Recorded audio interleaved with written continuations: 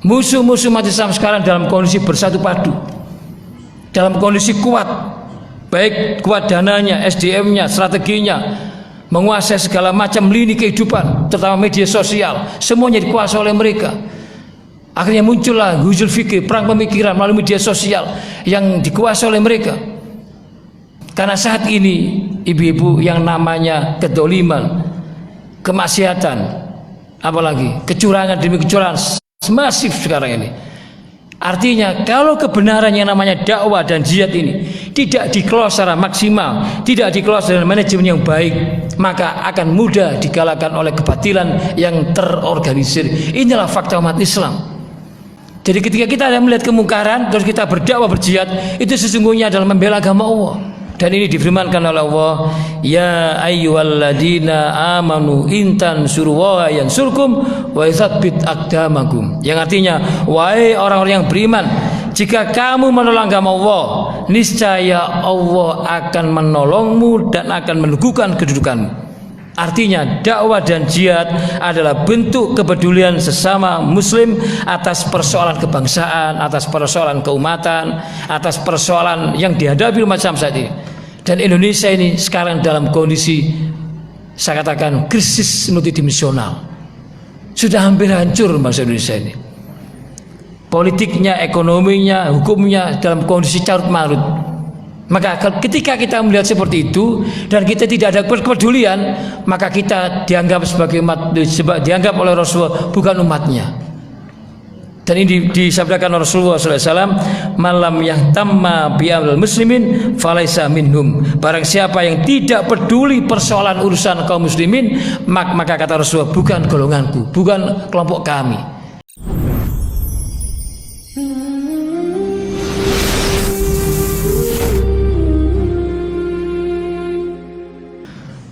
Assalamualaikum warahmatullahi wabarakatuh.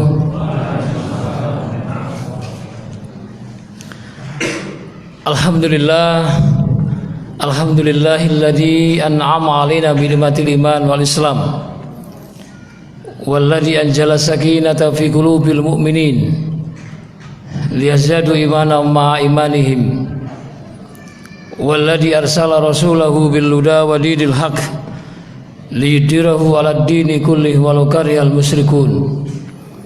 Asyhadu an la ilaha illallah wahdahu la syarikalah wa asyhadu anna Muhammadan abduhu wa rasuluhu la nabiyya ba'da.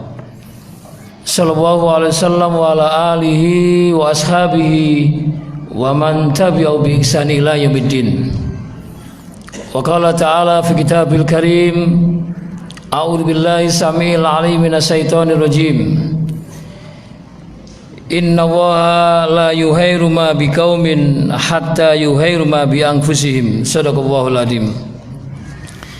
Ibu-ibu, bapak serta saudara sekalian jamaah salat Isya dan salat Qiyamul Lail rahimatullah.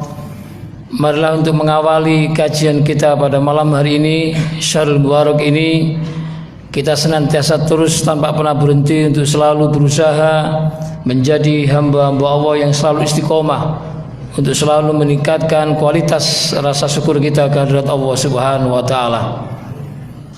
Yang mana pada malam hari ini dengan kasih sayang Allah, dengan rahmat Allah, Allah masih berkenan memberikan kekuatan pada kita, memberikan nikmat kepada kita, nikmat kesempatan, nikmat kesehatan, lebih-lebih adalah nikmat iman dan Islam.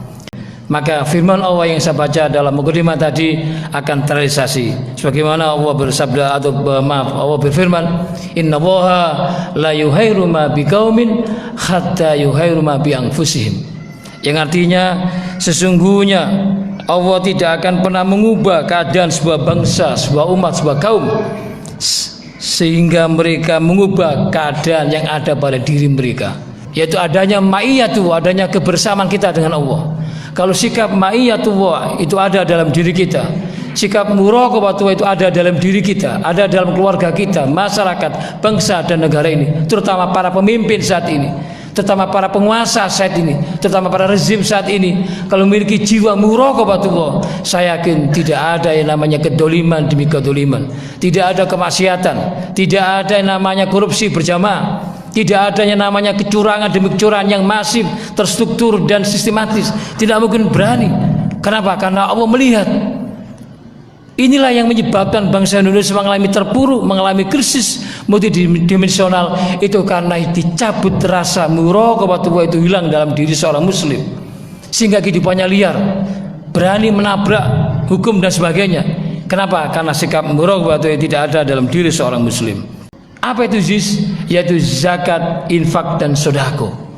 Saat ini umat Islam butuh dana luar biasa untuk dakwah dan jihad fisabilillah.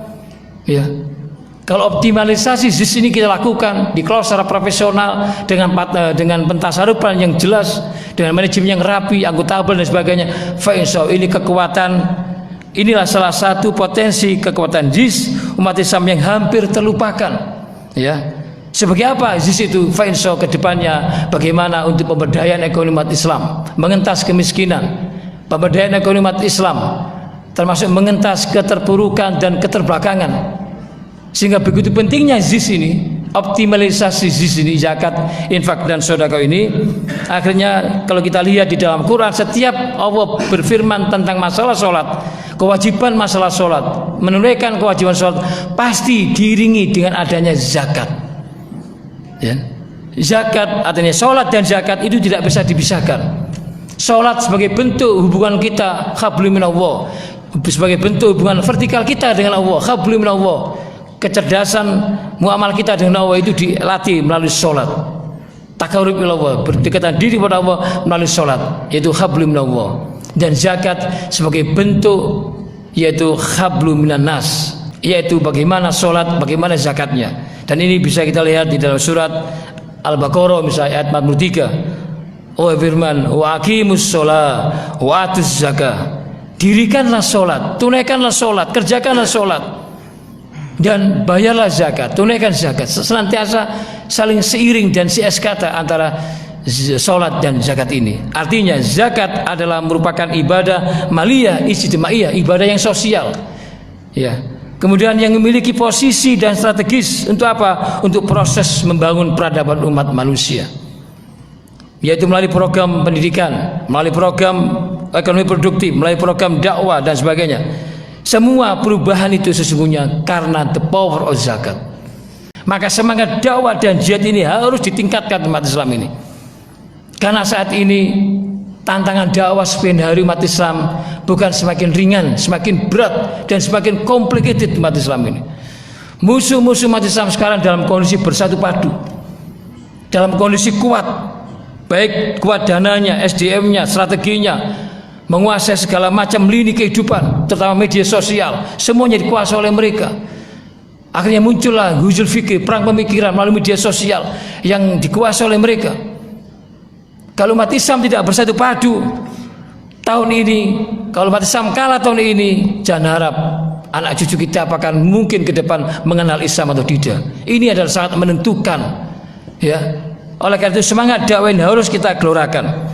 Bagaimana firman Allah, wal takum minkum ummatu yad'una al khair wa ya'muruna bil ma'ruf wa yanhauna 'anil munkar wa ulaika humul muflihun. Dan tidaklah ada di antara kamu segolongan umat untuk apa? Untuk menyeru kebajikan, amar ma'ruf nahi munkar. Karena saat ini ibu-ibu yang namanya kedoliman, kemaksiatan, apalagi kecurangan demi kecurangan masif sekarang ini. Artinya kalau kebenaran yang namanya dakwah dan jihad ini tidak dikelola secara maksimal, tidak dikelola dengan manajemen yang baik, maka akan mudah dikalahkan oleh kebatilan yang terorganisir. Inilah fakta umat Islam. Kita memiliki kekuatan yang signifikan, yang luar biasa, tapi tidak dimiliki dengan baik, maka akan kalah oleh kebatilan yang terorganisir, apalagi didukung oleh seluruh kekuatan yang mereka miliki. Islam tanpa dakwah dan jihad tidak mungkin nyampe kepada Indonesia. Maka tugas kita ketika kita melihat kemungkaran, ketika kita melihat kemaksiatan, kedzaliman dan sebagainya, maka ini disabdakan Rasulullah SAW, man ro'a minkum mungkaron falyughayyirhu biyadihi fa illam yastati fa bilisani fa illam yastati fa biqalbihi wa dzalikal adaful iman. Yang artinya kata Rasulullah SAW dalam hadisnya ini, barang siapa di antara kamu melihat apa? Yaitu kemungkaran, melihat kedoliman, melihat ketidakjujuran, melihat ketidakadilan yang kita rasakan saat ini, kecurangan demi kecurangan dan sebagainya, kemaksiatan dan sebagainya, korupsi berjalan dan sebagainya, maka hendaklah kalian ubah, kalian merubahnya dengan apa? Dengan biyadihi, dengan tangannya, dengan kekuasaannya. Kalau dalam bahasa kerennya itu dengan the power of politik. Ini penting.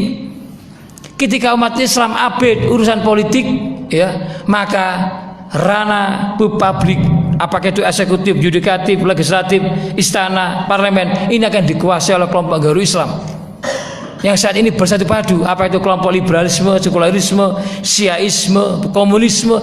Ini fakta, bukan hoax. Sementara umat Islam bukan dalam kondisi bersatu, tidak, justru umat Islam dalam kondisi beradu saat ini.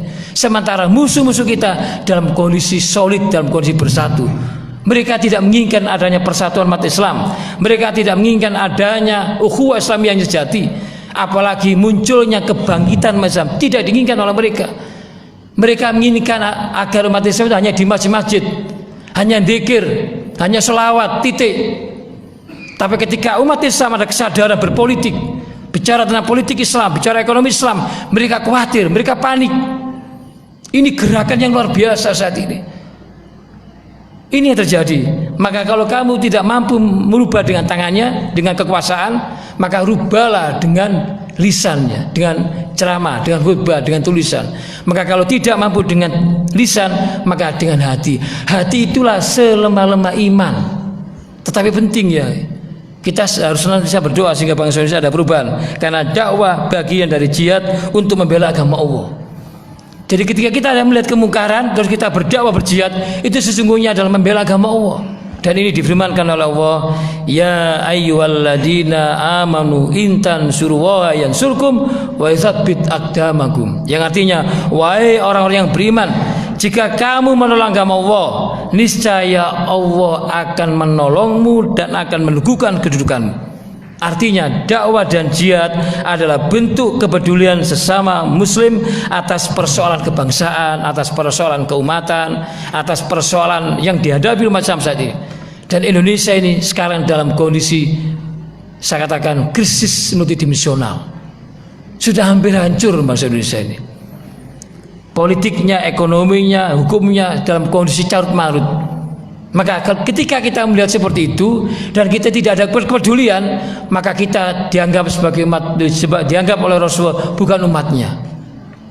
Dan ini disabdakan Rasulullah SAW, malam yang tamma bi'amil muslimin falaisa minhum. Barang siapa yang tidak peduli persoalan urusan kaum muslimin, maka kata Rasulullah, bukan golonganku, bukan kelompok kami.